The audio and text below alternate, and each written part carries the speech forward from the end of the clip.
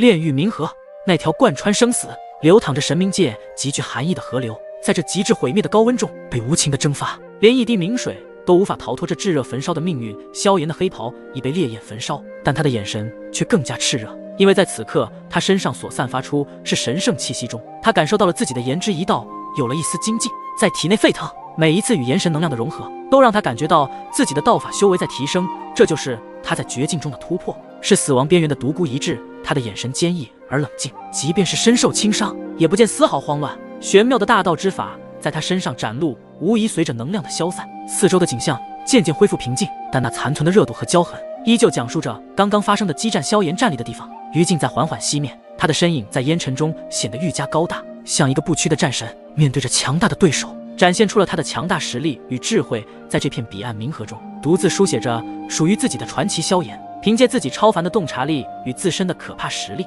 在这片彼岸冥河中独自书写着属于自己的传奇。在能量散尽之后，在这冥河之中，一道青色火莲花悬浮在萧炎不远处的空间上，散发出一股能够夺魂摄魄的恐怖波动。青色火莲花如幽魂之火，它的花瓣舒展，仿佛能够吸纳周遭一切的恐惧与绝望。炼狱本源在火莲花之中沉静流淌，仿佛一条隐秘的河流，却蕴含着摧毁一切神魂的力量。萧炎的目光如电，射向那朵青色的火莲花，他的声音低沉：炼狱神火的本源终于为我所用。话语间没有丝毫的犹豫，他的身影如同一道利剑，瞬间穿过了虚空，来到了青色火莲花之前。没想到将你击败，竟然让我施展出最强之力。你身为排名第7的炼狱神火，可比三昧神火还要更加难以驯服啊！不愧是融合了冥河之力的炼狱。萧炎直接将青色火莲花吸了过来，在自己的手掌心中缓缓地旋转着，是时候将炼狱本源收服炼化。接下来就准备进入焚绝空间。焚绝空间内，萧炎的身影悄然地出现在一处广阔的大地上。这里的时间比起外界加快了10倍，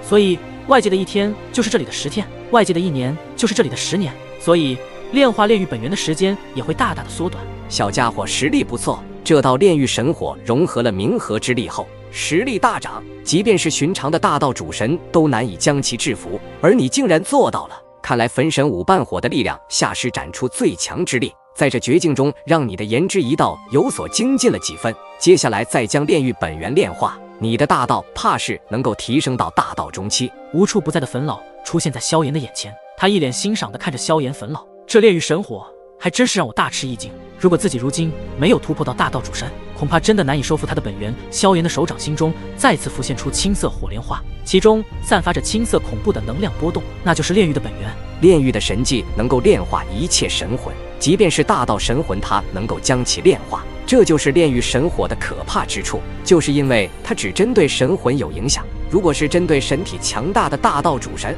炼狱神火的神技自然也就会失效，这就是他排名第7的原因。当然，他现在如此之强，主要是因为融合了彼岸冥河中的冥河之力，才导致炼狱的能力拥有着双重力量，一边可以将对手的神魂当场炼化，一边是可以沉沦对方的神力。在这样一个无懈可击的双重力量下，寻常的大道初期主神都得陷入危险当中，而你能够用在绝境之中，将以炎之一道的道法下施展最强的终极炎神，突破双重夹击，又促使自己的道法得以精进。这样的天赋修炼者，整个大咒之中恐怕都不超一只手指数。焚老虽然没有像当初药老那边教萧炎很多东西，但也在每一次的危机生死之际都会出手帮助萧炎脱离很多危险。但这并不是依靠自己身后有强大的焚老就可以为所欲为。换一句话，任谁拥有一位焚老这样一位强大的存在，基本是会大部分依靠这样的强者力量，而自己对于力量上的追求就会逐渐的没有当初那般热爱，就如同逐渐的颓废。但萧炎不同，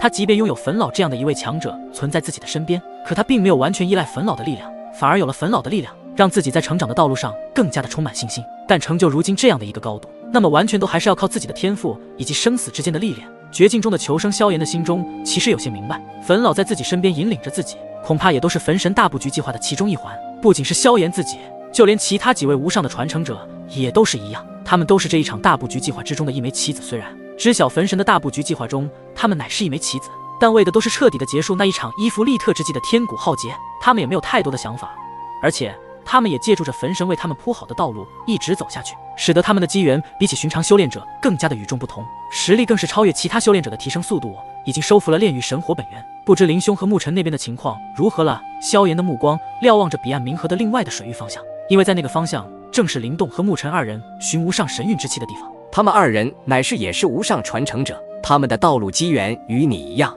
既然你能够成功收服炼狱神火，那么他们自然也是可以寻得无上神韵之气，并且他们的祖符和原始法身也会得到一次的大蜕变，甚至提升的修为道法比你的更快一些。你还是加快速度炼化炼狱神火吧，因为暗黑大计划已经渗透更多的大界之中，他们已经加快了大计划的推进，而你们也要加快速度。冯老为了不让萧炎有过多的其他想法，对着萧炎详细的讲述着如今大周的局面、暗黑大帝和无上焚神的2个大计划。不管哪一方率先完成，那么都将会是彻底变革大周的局面，所以双方必须都要抢先比对方更快一步完成计划。萧炎见冯老收敛了笑容，与之取代的就是一脸严肃。毕竟双方的大计划可谓是牵连着大周的命运走向灵凶牧尘，看来接下来你们要率先一步，比我更强了。不过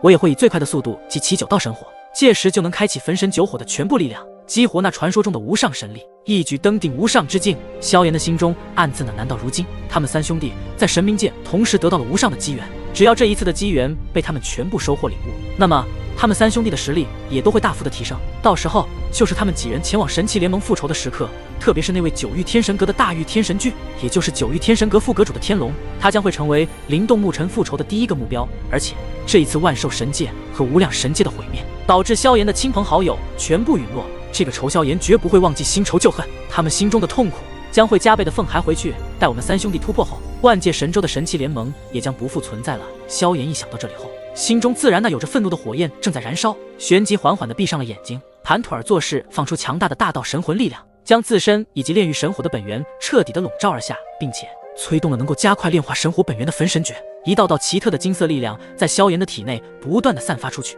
最后直接冲击在了那朵悬浮在眼前的青色火莲花之中，开始了萧炎对炼狱神火本源的吸收炼化。在萧炎看来，想要彻底的吸收炼化这道神火本源，至少需要10年的时间，但是有焚诀空间在，萧炎只需要外界流逝1年的时间，就相当于焚诀空间中已经过了10年的时间。就在萧炎进入炼化炼狱神火本源的那一刻，冯老的金色眼眸中散发出奇异的光芒，那双眼睛充满着智慧，所有的一切万物推进都在他那双金色眼眸中进行着。在彼岸冥河的另一处水域中，2道身影如同天外陨石般撞击，激荡出无尽的能量波澜，他们的大道神力交织着光明与雷霆，祖符与原始的道法将这片水域的河流撕裂。一时间，冥河之水被强大的力量强行挤开，形成了一方空间的地带空间中，2股大道神力的冲突如同狂风暴雨，肆意咆哮，水波荡漾，就连空间外的涟水分子都被2个大道对碰下的力量所震得冒出沸腾的水泡。然而在这片能量炸响的空间中，2道身影突兀地显现出来，他们站立在空间的两端，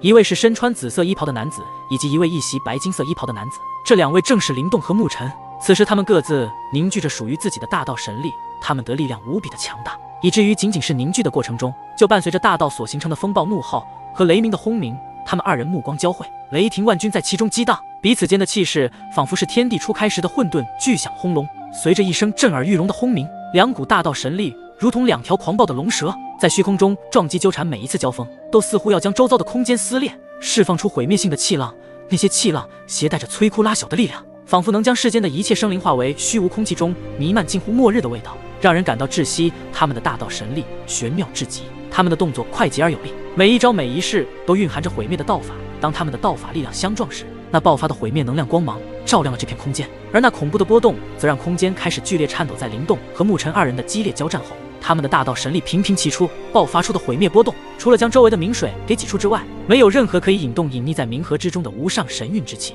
我们打了这么久，连这片空间都差点承受不住我们的大道神力冲击，竟然还是无法感受到这里有一丝的无上神韵之气。沐尘收敛自己的强大气息后，有些无奈地说道。灵动静静地扫荡了这片空间的四周，同样的在他敏锐的感知之下，依旧没有感应到无上神韵之气，眉头微微一皱道：看来我们这个方法应该行不通了。想要引出无上神韵之气，恐怕并不是以我们的大道神力对碰，或许想要引出无上神韵之气，怕是有另一种方法。